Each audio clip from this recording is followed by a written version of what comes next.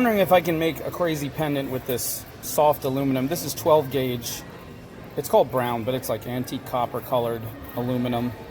What is this? About 14 inches, right? About 28 centimeters, something like that. Mostly been hammering them into earrings. Let's see if we can make a crazy pendant. Start with the loop at the top.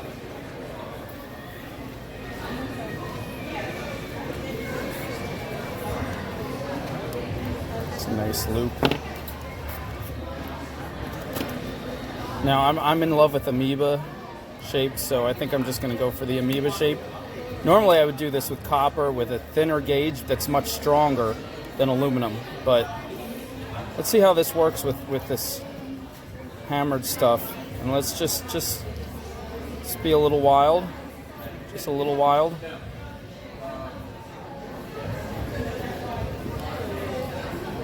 Right? Not too wild. It's getting a little bit too wild. So it's starting to look like a Rorschach ink blot. This is like it's like a sea creature at a rave. That's about way wilder than I was planning to go, but let's just swirl this at the end and pretend we're done.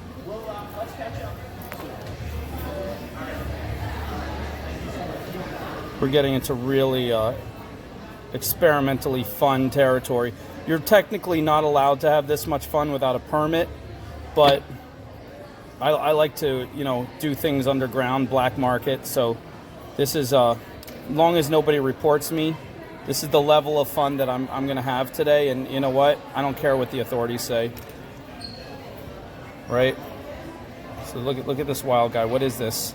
What is this insanity? Can you tell me what this is? No, you can't tell me what this is because you don't even know. And how do I know you don't know? Because I don't know. Right? Right? That's about the best it's ever gotten. Right? You could just feel the sea creature squiggliness coming out of this. Like, I'm going to make it a rule. Whoever buys this has to imitate the sounds it's making when it was once alive in the sea. And if they can't imitate the sounds, they don't get it. I don't care if they offer me $1 million. Let's see if I can find my mini anvil. Where'd I put it today? There we go.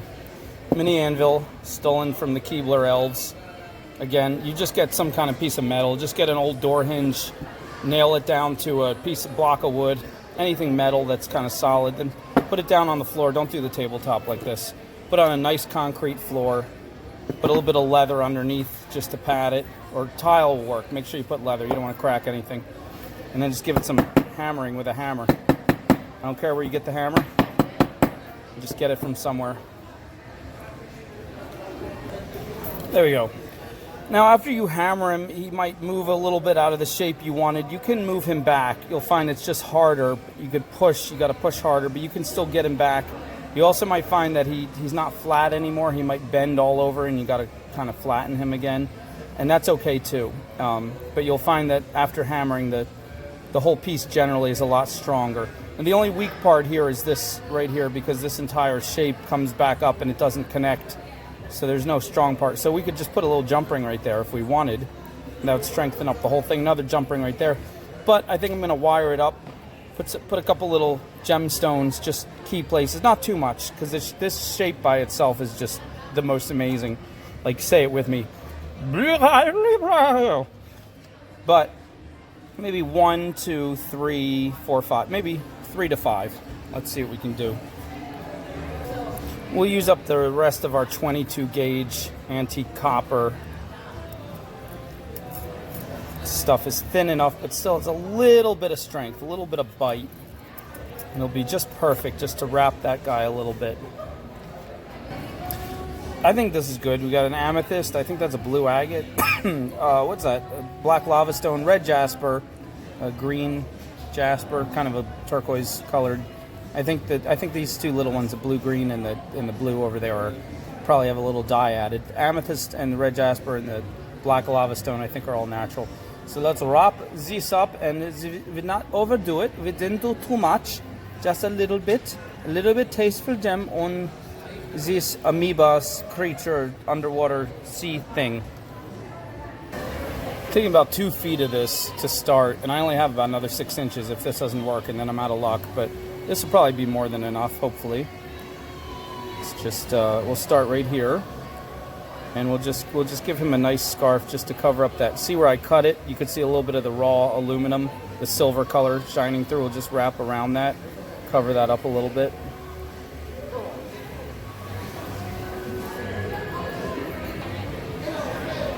Okay, we'll just tuck that little sharp end in right there. And it's tucked, and we shall commence wrapping. First thing I want to do is connect it, weave it through this little area right here to lock that down. Just thread it right through there. We're in. Bam! And it's locked down. I think instead of taking a shortcut and just jumping right over to here and making it look messy, I think I'm going to carefully just diagonally wrap it around this entire portion till I come to where I want to put my first 3 stones, and then just make my way down to my next 3, and I'll figure out what to do from there. So let's just start wrapping this around. Part of knowing the wire, which I don't really know yet, but instead of coming all the way to this end and trying to put it in there and then risking it kinking as you're trying to pull it all the way down, it's easier to make a little loop right here and shove the loop in. And then instead of forcing the wire, you're pulling the wire. So see, now that I have this loop, I'm just pulling the rest of it through, and it threads through so much faster and easier. Should do that again as we're coming around. Come through here. And again, I'm not going to come all the way to this end and then try to shove the end in there and pull it as I normally would if I was sewing. Because wire is more finicky, I'm going to make a little loop right here and force the loop through, right? See the loop coming out on the other end. I'm going to pull that loop. Initially it feels like it's harder, but then as you get it, then it just immediately comes really fast. See, I just pulled the whole thing through again. And just going to keep doing that as we wrap around here, okay? Okay, we made it around. I threaded it one more time through there, so that really tightened that up because it was still moving. And we're ready to put our first stone in. This black lava stone. We want it to kind of sit right about there. So what I'm going to do is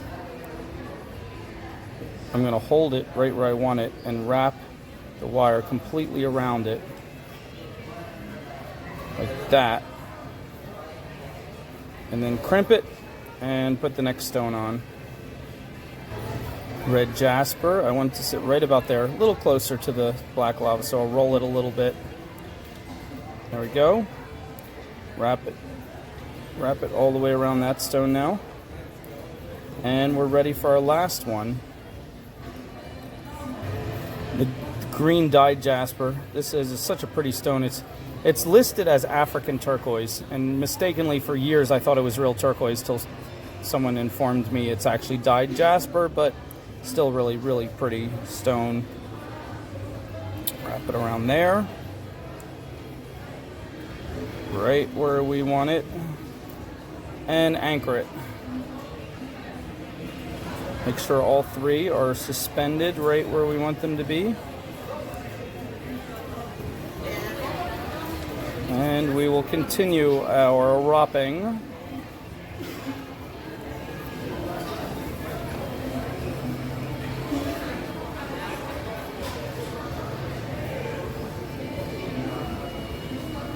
Now I'm not sure I'm gonna make my way back up this way. Yeah, I think I will. I think I'll risk it. Normally I'd put some more wire to secure these better, but I think I'm gonna trust that I'll make my way back this way. So I'm just gonna continue on down the amoeba leg. Trying to make this wire very tight so it looks clean and neat and it doesn't look like it's junky in any way. Nice diagonals coming around. I'm not the cleanest or neatest. I don't do this all the time, but I'm doing my best, so don't judge. Don't judge. Judge a little bit, not too much. Just a little bit. We're ready for the amethyst. It's a good place for the amethyst. Giving him a nice tight wrap around himself.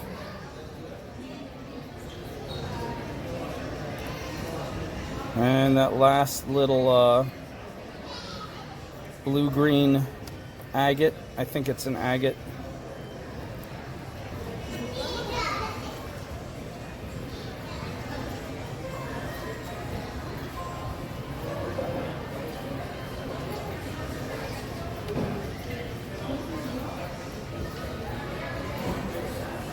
Okay. It's good. It's good. Take your time, place it right where you want it. Don't be in a hurry. Just make that loop go through. Sometimes you got to use your pliers for help to grab it a little bit. Don't pull too hard, you don't want to scratch. So the more you use your fingers, the better. In wire wrapping, whenever you can use your fingers, just use your fingers, because now these I'm not coming back to, so I'm going to go right ahead and give them some extra reinforcement wherever it feels like the best to do it. I think I'm going to come around here like this. Try not to make it look too junky or messy. As little wire as possible.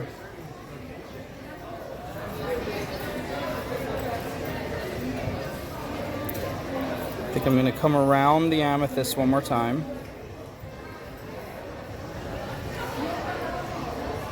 Okay, this time I did go end first, and I think I made it without kinking anything. That's good.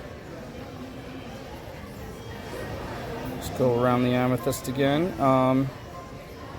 That's good. I think we can secure it to this part right here. I'm going to try one more time with just this, doing it the way you're not supposed to, going the sharp end first, but that's okay. Good, good, good, good. And yeah, I think I was gonna wrap all the way down and then wrap up this way, but it doesn't look like it's happening. It looks like I'm coming right back up the way I started. So it's just down and up. So this whole side will be clean. That's kind of fun. It's different, not what I expected, but that's what I ended up doing. So let's do that. See how that turns out. I'm going to hide that wire behind. Make that a little tighter. Give that a little crimp, I guess. There we go. It doesn't hurt. It's kind of a cool little crimp. And then this is going to reinforce it right there. I'm almost mirroring the wire I had coming down. That might be kind of cool.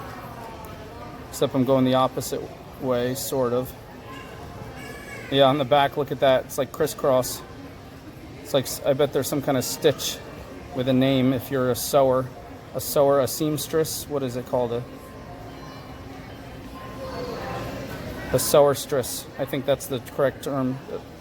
A sewerstrissasaur. While I'm here, should I connect these two? Make them a little strong? Yeah, why not? Why not, right? Can't hurt. Strengthen up the whole pendant a little bit. One little tiny move nobody hardly ever sees. Just a tiny bit. Let's pull it tight. There we go. There we go. Right. Yep. And let's see. We can come right around here. This is kind of not the way I was planning to do it, but it's working. Come right in here. I'm totally about to run out of wire, but I'm pretty much finished everything I wanted to do. That's securing these 3 beads pretty tightly. Should I just end it? Yeah, let's just end it, right? Why overdo what's already good enough, right? Don't be a perfectionist. Quit at 80 to 90%. Sometimes you try to be a perfectionist and then you find you're actually ruining it. All right, I think we're done. We'll just turn this last 1.5 or 3 centimeters into a swirl. Let's grab the end. Pinch it carefully. Turn it sideways and start rolling it. Little bits at a time. See the swirl?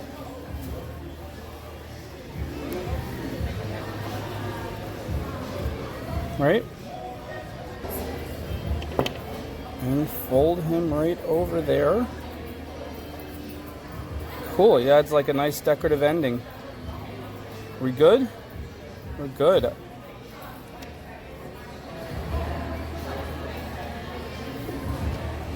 I love it. I liked it the way it was without the beads. So you can do it either way, but now you see 2 options.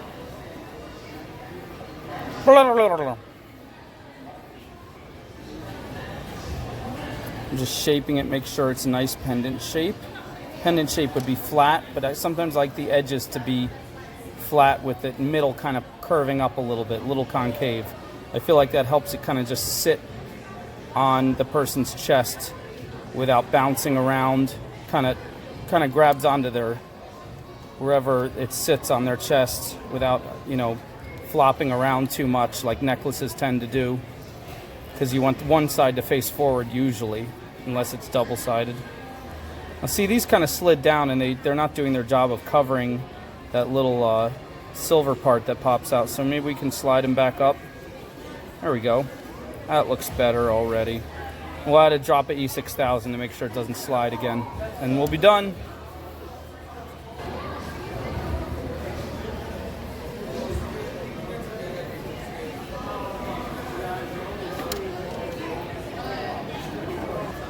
A little bit of a chunky chain, not too chunky. And some nice big fat jump rings, all antique copper, same color. Remember, always get assorted jump rings in every size, and earring hooks for every color you have, every color metal you use. Some people might only use the same color metal, maybe you only use silver. But I like to use about 4 or 5 different colors: silver, antique copper, antique brass, black gunmetal, and bright copper. I'm starting to ease away from bright copper. I'm really kind of narrowing it down to mostly silver and this antique copper, which I really like. Seems like some pretty popular colors too. I think we're good.